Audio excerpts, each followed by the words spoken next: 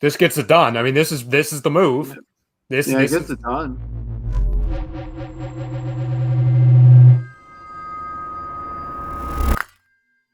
since the Lou Williams thing has come out this morning, there have been so many people, not just Philadelphia, but I've seen a lot of Philadelphia Sixers fans saying, "Oh, why would we really need Lou Williams? Why would we want him? He's not going to start on this roster. How much is a bench player going to make the difference?"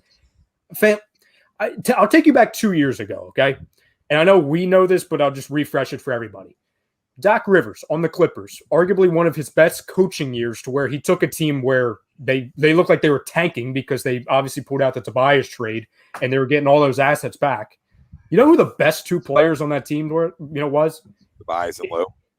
Well, after that, it was Montrezl Harrell and Lou Williams, and they were both coming off the bench. Yep. So you know what I'm saying? Like, it doesn't just win a championship. Guys off their bench contributed, right? I mean, the likes of, who else came off their bench? I don't think did Caldwell Pope start for them? Ralph? Yeah. Yes, he did. Yeah. So who were their bench guys? I'm drawing a blank. For the Lakers? Yeah, Kuzma off the bench, right? Yeah, Kuz is off the bench. Alex Caruso came off the bench. Oh, yeah. Yeah, Rondo start. Dwight came off. Rondo came off the bench. Dwight came off the bench. And Danny Green off the bench, and he started, right? He started all games, yeah. But think about that, to your point, right? Like, you need to be Marcus Morris. No, Markeith, excuse doesn't me. matter. Yeah. The fact that it matters, either one of them can play basketball. Yeah. So you're looking at like 5-6 players deep. You're looking at 5-6 players deep. So where we are. So the Ryan's thing, and then we'll go to Greg and Frank. The Ryan's thing. Okay, so this is what you have. You're probably gonna have, say, Seth on the bench. Okay. Yep. You'll have Maxey. Yep. You'll have Dwight. Yep. You'll have right now Shake. Mm-hmm. Off. If he even makes the team, but yeah. Well, they just re-signed him, so I was just Who else am I missing off the pine? Mike Scott. So I mean, you're Glenn Robinson, right? Is Glenn here still? Well, he's a cap hold right now. Cap hold, yeah. Ferguson. I mean, you're deepish, but like outside of like 4, it's really I'll get rid of any of them. You know what I mean? So it just depends.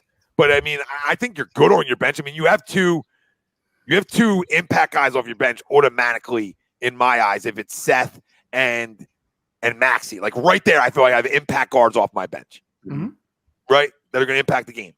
Mike Scott, I should have a 4 that can impact the game enough, where enough threes hit, right? And just be a guy who can knock down some jumpers, right? And just be physical. Should be good enough as a vet to be able to handle the role.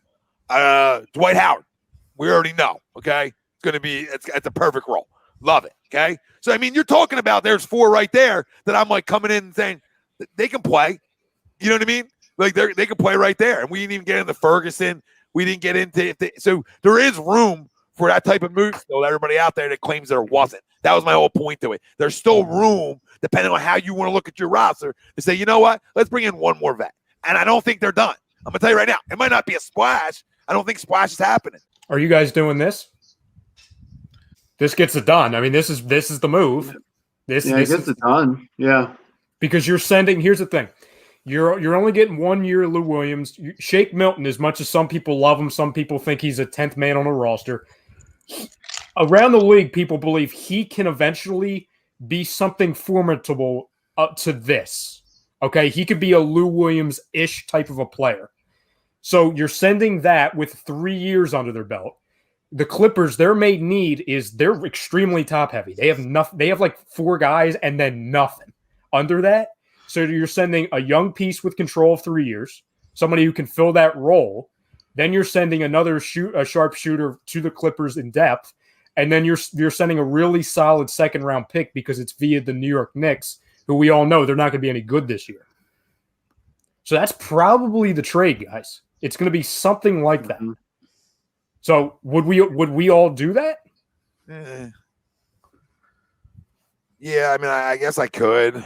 What's making you hesitant, Tommy? Giving up because if I drafted correctly, who else? Sorry, go ahead, Tommy. No, Greg. That's all I gotta say is who else is filling out the rest of this roster? Like who's playing? Who's another 4 here?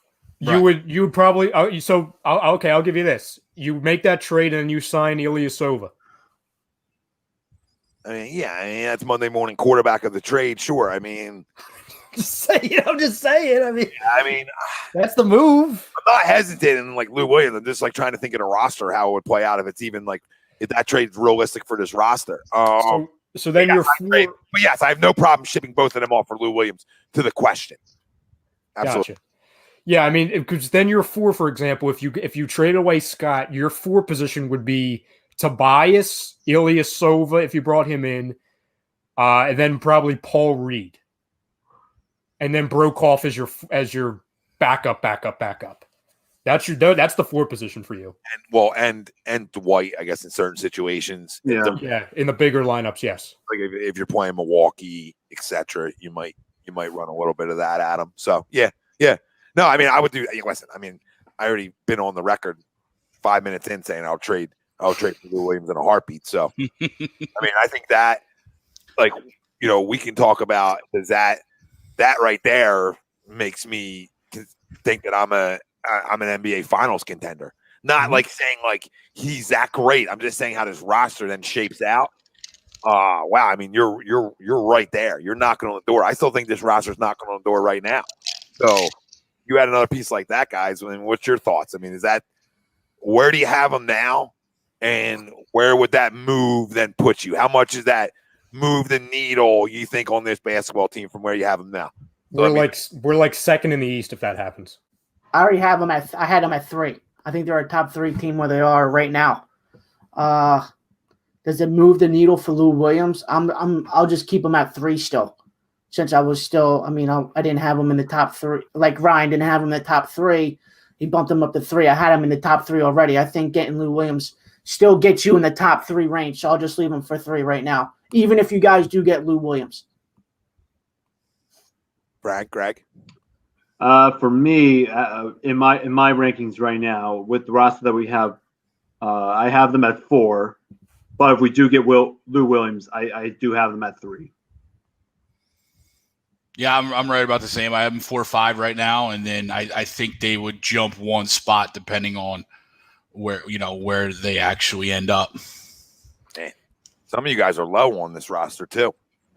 And I'm not saying down and out. I'm just saying low on them. Like, shit, I don't have this roster as a 4 or 5 or anywhere in that range. I mean, this roster is a top 3 roster.